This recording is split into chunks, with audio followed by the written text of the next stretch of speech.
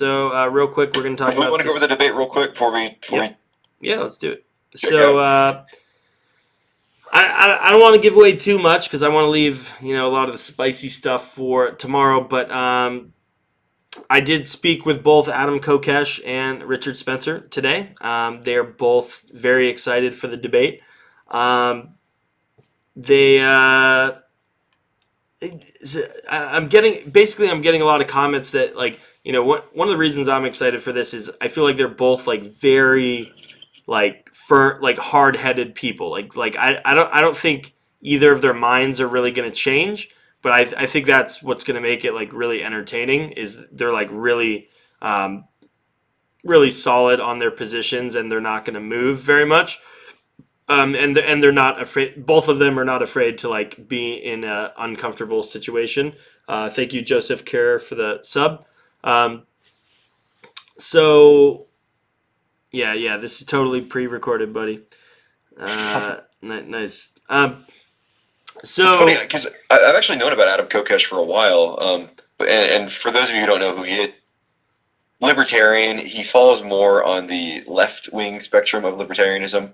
I believe he believes in open borders. He's known for a lot of his like anti-police stances and anti-drug war stances.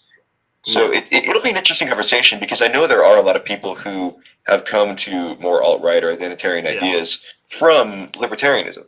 Yeah, I think that's a very common pipeline. Yeah, well, I'm actually using your premise to start out with. I hit you up, and that was like thought that was a perfect way to start out. So I'm using that. So we're going to start out by saying is white nationalism ethical? And basically, you said you believe like Kokesh will come at it from like a more the state's getting involved. It's not ethical, and Spencer will provide some solutions where it's like, okay, it's possible to do this peacefully, right? Mm-hmm. And I'm not sure what Spencer's argument's going to be. I think Spencer might. There are two ways you could approach this, right? One, you could just straight up justify authoritarian governments and justify the presence of the state, which is, I think, a pretty easy argument to make. I mean, I know like people fantasize about this ANCAP paradise, but that's not the political framework we have now. That is not realistic. That has never existed, and that probably never will exist. So to try to advocate for that is, I think, hard. But you could also use the libertarian framework, use the non-aggression principle, and argue for why ethno-nationalism could be possible under those constraints. You could say there would be a voluntary association or organization of white people who want to form all white communes, and that would be your basis for white nationalism going forward. This is something that Chase Daniels is his name, has talked about in the past. He wrote a book called White Right Libertarian.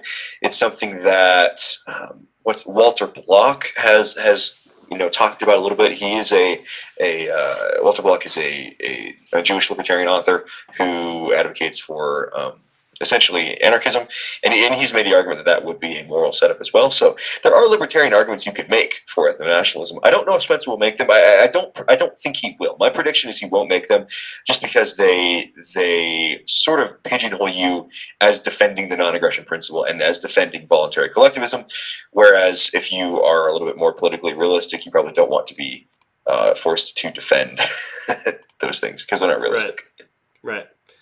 Yeah.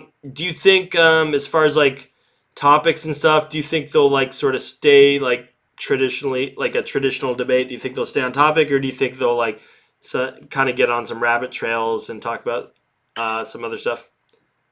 Well, I hope they do. I hope they do, because that would be interesting, because it's not often that you hear the dialogue between someone who is alt-right and between a libertarian, because most of the quality libertarians have become some variety of alt-right, and it's a very broad term, of course, but most of the quality libertarians left and abandoned libertarianism. So it'll be an interesting experience to actually hear that dialogue take place.